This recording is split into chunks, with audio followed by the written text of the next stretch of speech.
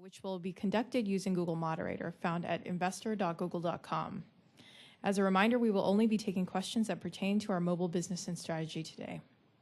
Before we get started, let me quickly cover the safe harbor. Some of the statements we make today may be considered forward-looking, and these statements involve a number of risks and uncertainties that could cause actual results to differ materially. Please note that these forward-looking statements reflect our opinions only as of the date of this presentation, and we undertake no obligation to revise or publicly release the results of any revision to these forward-looking statements in light of new information or future events. Please refer to our SEC filings, including our annual report on Form 10-K for the year ended December 31st, 2009, as well as our earnings press release for a more detailed description of the risk factors that may affect our results. Copies can be obtained from the SEC or by visiting the Investor Relations section of our website. Now I will turn it over to Patrick Pichette. Thank you, Maria. Hello, everybody. My name is Patrick Pichette. I'm Google's Chief Financial Officer. And please welcome to this third in a series of our webcasts. In December, you'll remember, we spoke about our display business. And today, we're going to talk about another really exciting space for Google, which is the mobile business and our investments there. First, we'll hit Vic Gundutra, who's going to talk to us about the space in general and our mobile strategy. And then we'll be joined by Mario Queiroz, who is also tied to the Nexus One launch that you may have heard or Mario in the past. So first, Vic is going to cover the whole mobile, then Mario and Vic and I will be taking your questions. We'll be using Google Moderator, so please don't hesitate to log in your questions. And then one final reminder is Google's in quiet period right now, so please understand that we will not be answering any questions that is outside the topic that is covered today. So please do us a favor, once again, do not ask those questions because you'll see that we can't answer them. Thank you again, and with that, no further ado, I'll let Vic cover the topic for today. Thanks. Welcome, Nick. Thank you, Patrick. And good afternoon, everybody. Nice to have so many join us on today's educational webcast on our mobile strategy. As Patrick mentioned, my name is Vic Gundutra. I'm Vice President of Engineering, responsible for our mobile applications. And today's afternoon's presentation is broken up into three broad areas. First, I'm going to talk about some industry trends. Trends that are really reshaping our industry and ones that we're very excited about at Google. Second, I'm going to talk about what drives our product and engineering philosophy as we deliver services to mobile phones. And I think you'll see that it's pretty unique and exciting. And then finally, we're going to close the presentation off with a focus on mobile advertising and how that changes in our mobile world. Let's begin by talking about industry trends. Now, it should be obvious that each successive computing era has had a greater impact on society than the previous one. And mobile phones are no different. Today, mobile phones and their connected nature lead to a larger impact than all the previous eras. But the reality is you probably already knew that. In fact, you may argue, well, Vic, there have been 1 billion phones that were sold last year. And certainly it's been many years that the run rate of mobile phones has been in the hundreds of millions. What is new? What's different now? Well, that's what this presentation is about. We're going to talk about the real change that has occurred in our industry, and that is the arrival of the mobile internet and why that change occurred. We believe it occurred because of simpler data plans, better browsers, and a new class of smarter devices. Let me talk about each of these specifically. Let's talk about data plans. You know, this emergence of a new class of phone, like the iPhone or the Android phone or the Palm phone, really has changed the dynamics. It's changed the dynamics because those phones come with data plans, simple to understand data plans. This chart gives you a powerful proof point of what happens when you give a consumer a simple to understand data plan. At first glance, this chart may seem counterintuitive to you. That green line represents Metro PCS, a small US carrier with 5 million subscribers, and the chart represents internet usage as measured by proxying via Google. That bottom line is a carrier in the United States with similar Google placement on their phones and 10 times the number of users. But look at the usage. What's the difference between these two?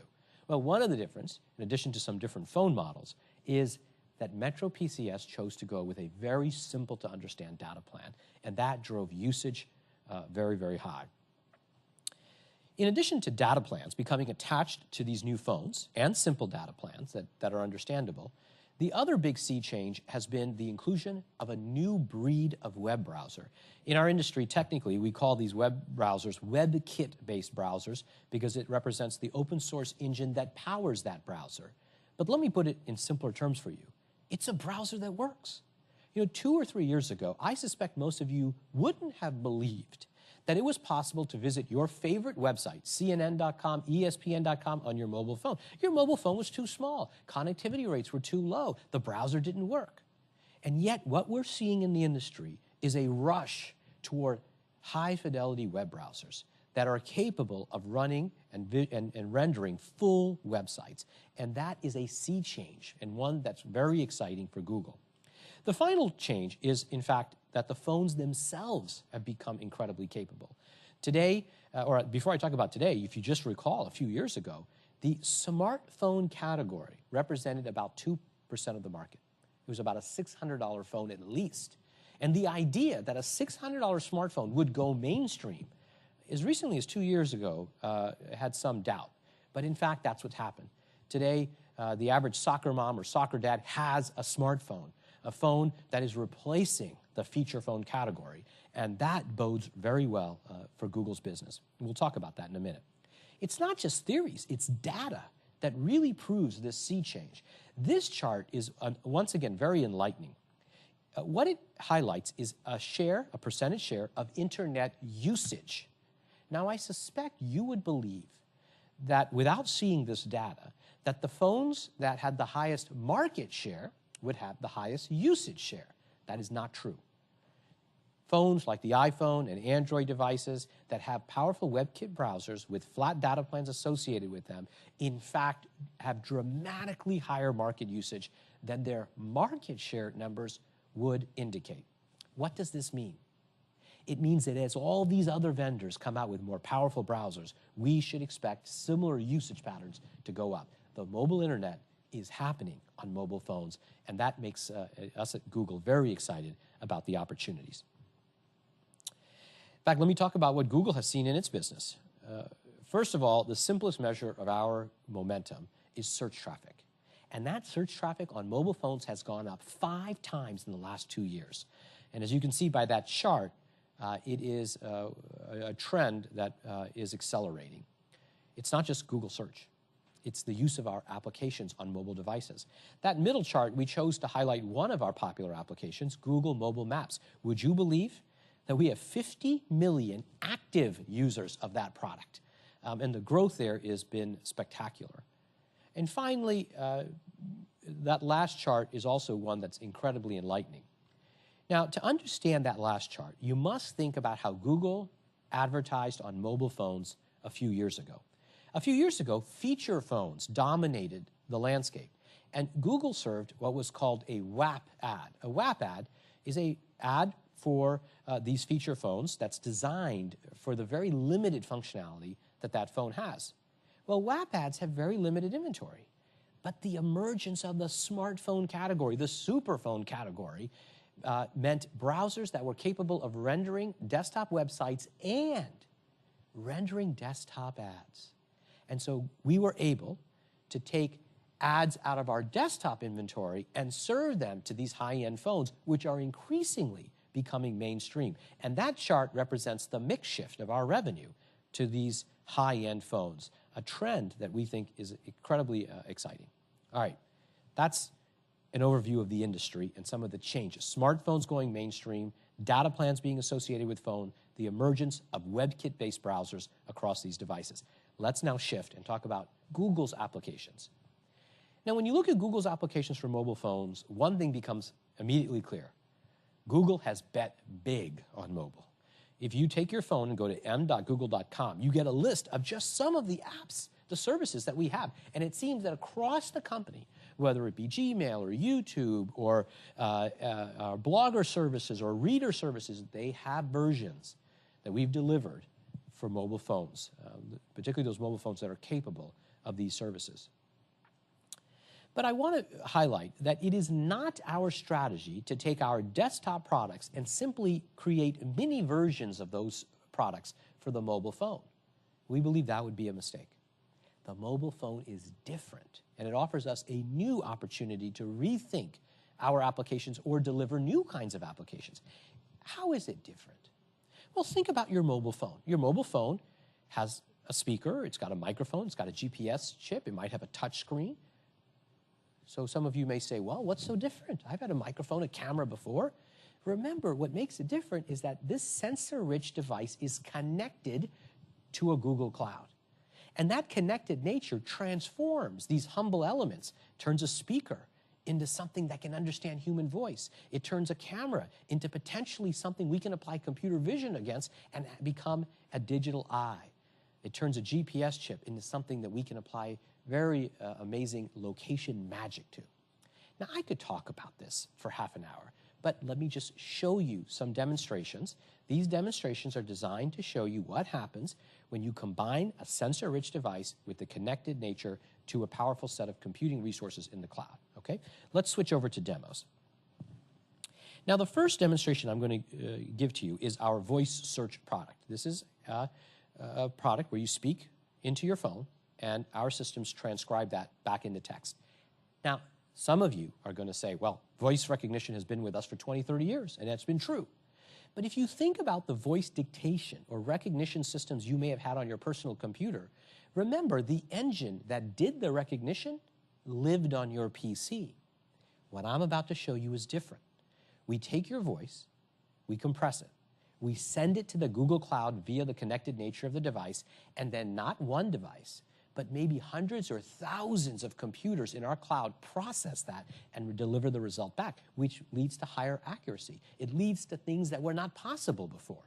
Today, we've delivered English, Mandarin Chinese, Japanese, and this month, we'll also deliver German.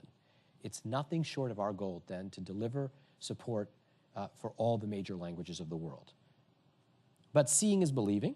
Let me give you an example of this. Now, I have a microphone on, so the reverb may cause some issues, but let's try it.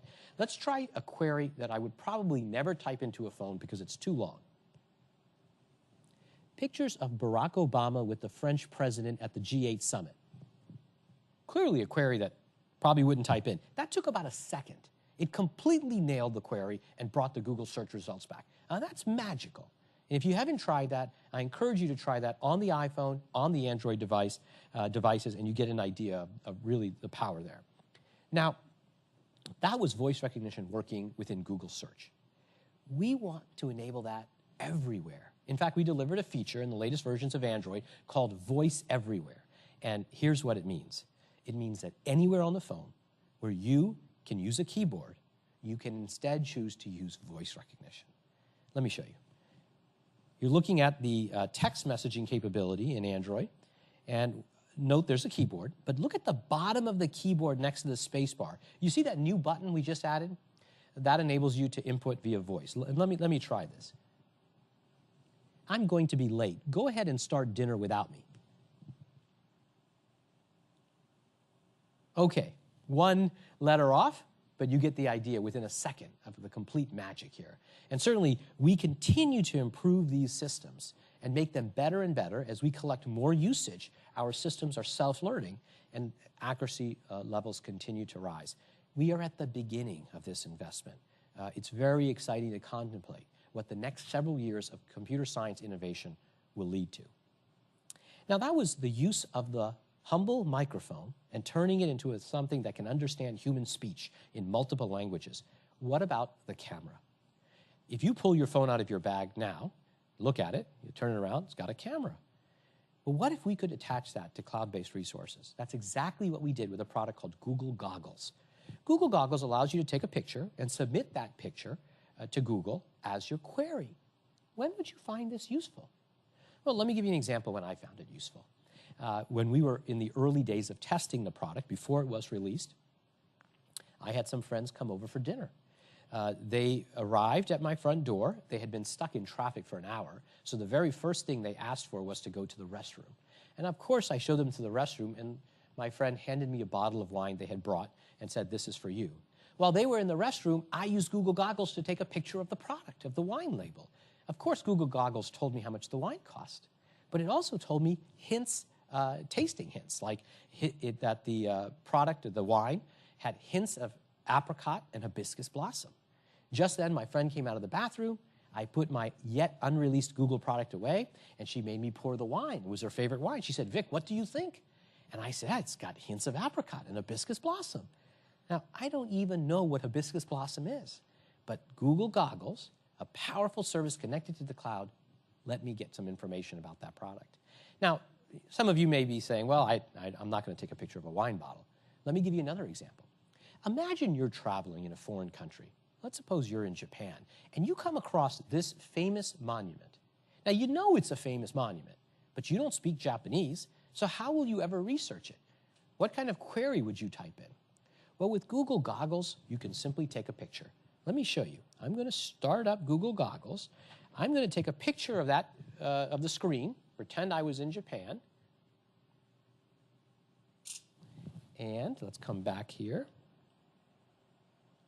You'll note there in about a second, right at the top, that famous Japanese shrine is identified.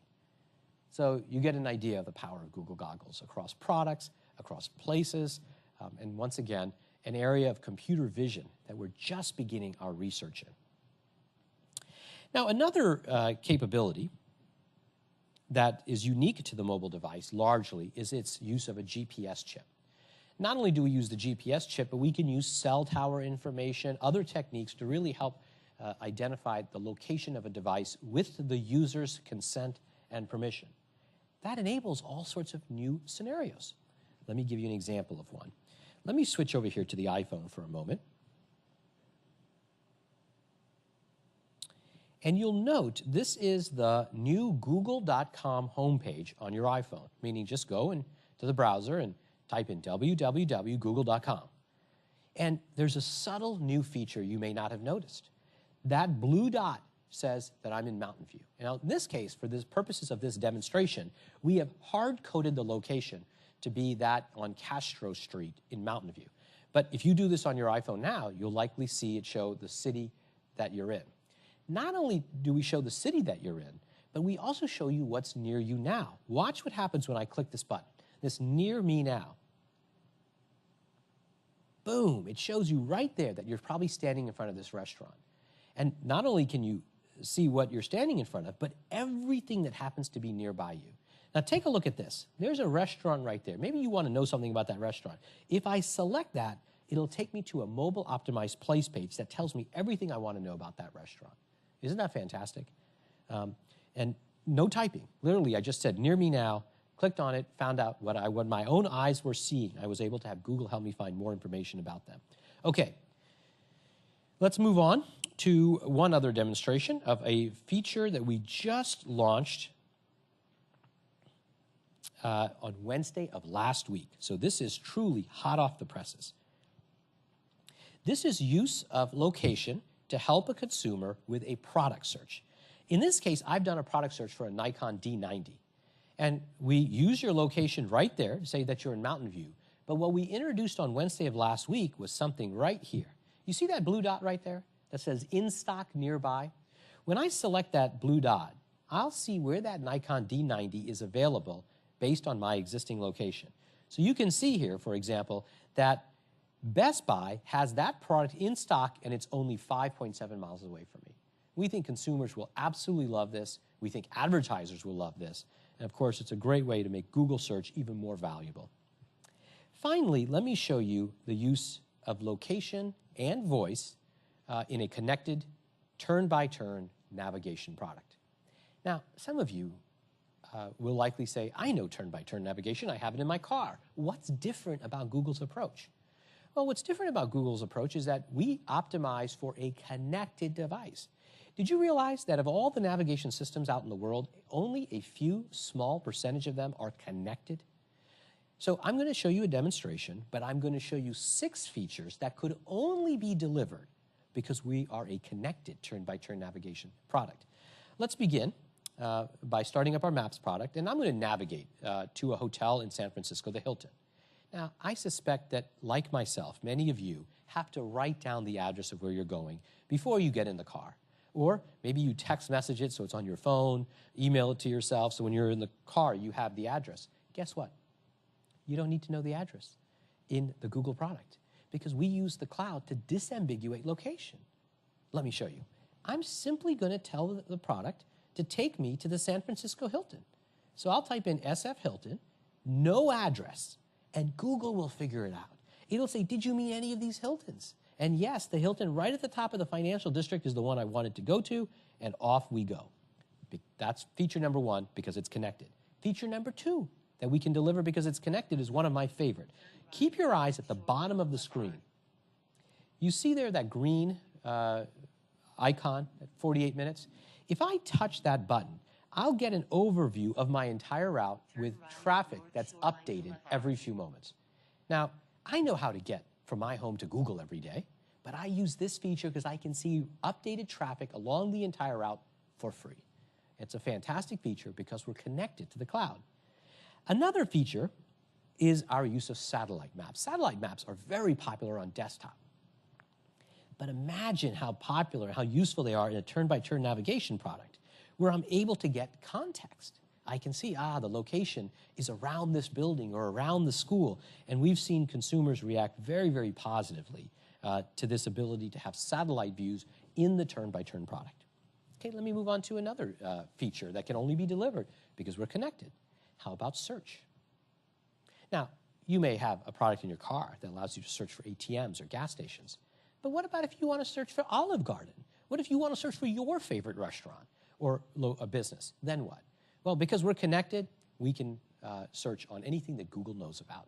In this case, I'm also going to show you search plus the ability to search along the route. So let me do a search. I'll do a search for something pretty benign.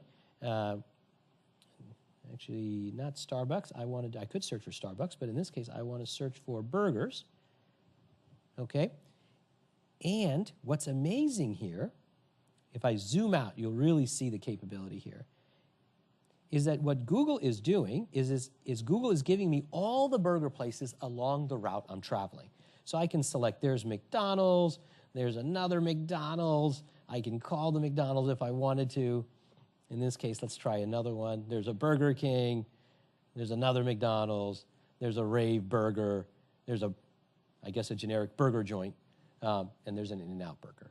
So just a powerful example of search associated with the route that you're going on across anything that you want to do.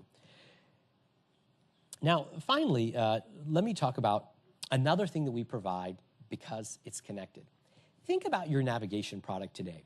When you get to your destination, what does your navigation product say? Mine says, your destination is ahead 200 yards. My wife's is a little bit better. Hers tells that it's 200 yards ahead on the left, but that's about it. Now, wouldn't it be great if Google could take its Street View imagery and show you a picture of where you need to go? Well, we do all that and more. We'll show you a picture, not only your destination, but of every turn. All you have to do is double tap on the screen. We'll show you your next turn, show you a picture of exactly what that turn looks like, and in fact, give you the ability to interact with Street View so you can get a real sense of where you're going and where the key turns are. Isn't that fantastic? Now, one last feature. We realized that this application, while incredibly useful, was often difficult to use when it was an arm's length away on your dash. And so when the Android device detects that it has been put into a dock on a dash, we changed the user interface to be one that was friendly of an arm's length interaction. All the buttons become bigger, very easy to use. Now, let me put all of this together. Turn-by-turn navigation with disambiguation of address, with the inclusion of voice, with this new UI. Suppose I want to go to the museum that has the King Tut exhibit in San Francisco. I don't know the address. I don't even remember the name of the museum. Watch this. Navigate to the museum in San Francisco with the King Tut exhibit. Absolutely nailed the voice recognition in under a second. And then Google disambiguates the address. It's the D. Young Museum, right at the top, absolutely perfect, and I'm on my way. Okay? So that concludes the demonstrations. Let's go back to the slides.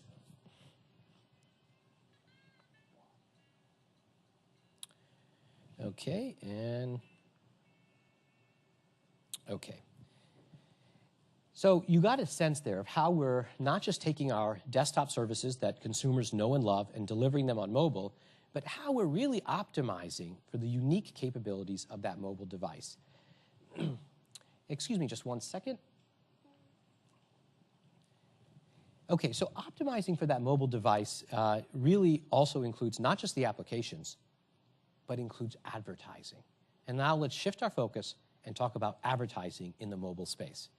Advertisers see the same magic that we're seeing. They're seeing the consumer adoption of mobile devices and smartphones everywhere. But from the eyes of the advertiser, it's a nightmare. How do you build advertising solutions that work across RIM, BlackBerry, iPhone, Nokia, Windows Mobile, Android? Oh, don't forget about J2ME and Java. Oh, what about the carrier-specific regions of the world? What about KDDI and Docomo and the ecosystems they've created? In fact, the fragmentation is far worse than I just described. Because when you say BlackBerry, you don't really mean BlackBerry, you mean the entire top row.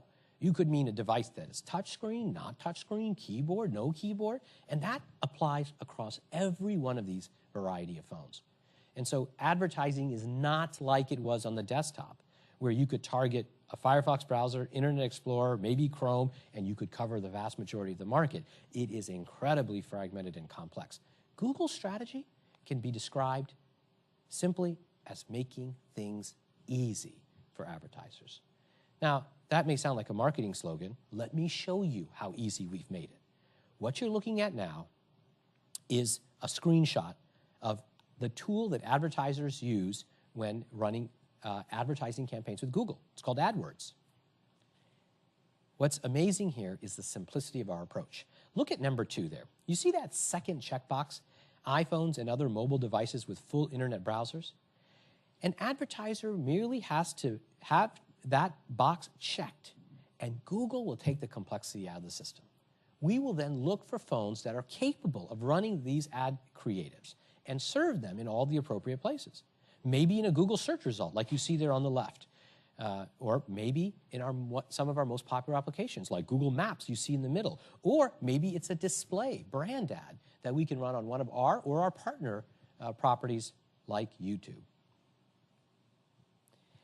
Now, in addition to running campaigns, there's another phenomenon that's worth mentioning, and that is the incredible usage of mobile apps. You know, some studies have come back with data that has even surprised Google. Like, for example, did you realize that 25% of Android users and iPhone users who download apps spend up to 2 hours a day in those applications? And so that's a tremendous opportunity for us. And it's an opportunity we've been focused on. Currently, we have in beta, or trial, or experiment phase, something called AdSense for mobile apps. And this beta product allows advertisers who we've whitelisted to help us build the right kinds of advertising solutions so that these ads can appear in a relevant way in mobile applications. You see a couple of examples on the screen like Urban Spoon and Shazam, and we continue to invest here. Now, it's also probably intuitive to this audience that location can make an ad more relevant. If I search for pizza, I'd like to see someone who offers pizza right around my location. And the same is true for almost all other categories of search. And so it's no surprise that Google has invested a half-decade in location technology. That includes our earliest work with Google Mobile Maps. It includes the building of a My Location platform that automatically knows where you are. And as recently has included some of the demonstrations I just showed you with turn-by-turn navigation. In fact, we collect hundreds of millions of data points with the user's consent and permission every day. And that database really is helping us refine how we think about location and advertising. And that's worldwide. Let me give you 2 examples of how we use that location. On the left-hand side, you see something called click-to-call.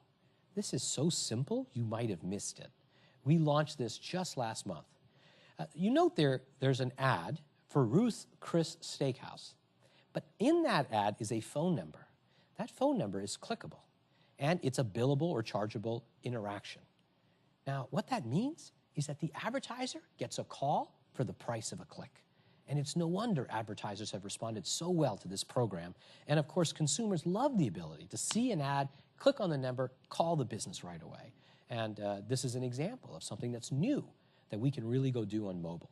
The right-hand side, you see something that's still in experiment phase, but some of you may have seen this and been part of our mobile experiments. That is what we call a local ad layer. When a consumer does a search for a movie theater or a coffee shop or a hotel, we'll offer that user the ability to show that on that map from here on out, added as a layer. And so for some users, whether it be their favorite hotel chain, their favorite movie restaurants, their favorite coffee shops, they like the ability to go serve that brand right on that map perpetually. Once again, a win for the consumer, win for the advertiser, something that, of course, that helps Google as well.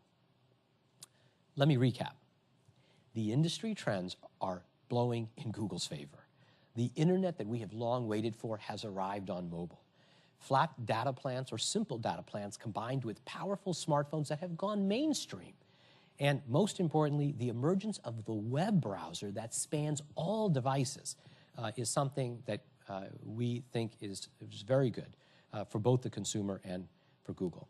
Secondly, Google is investing in mobile across all of our applications, but we're doing it in a way that leverages the unique, connected, sensor-rich nature of mobile devices. And finally, mobile advertising is an area that we continue to be focused on and very excited about, not just because of what we've learned on desktop, but because of how new technologies like location can make ads even more relevant.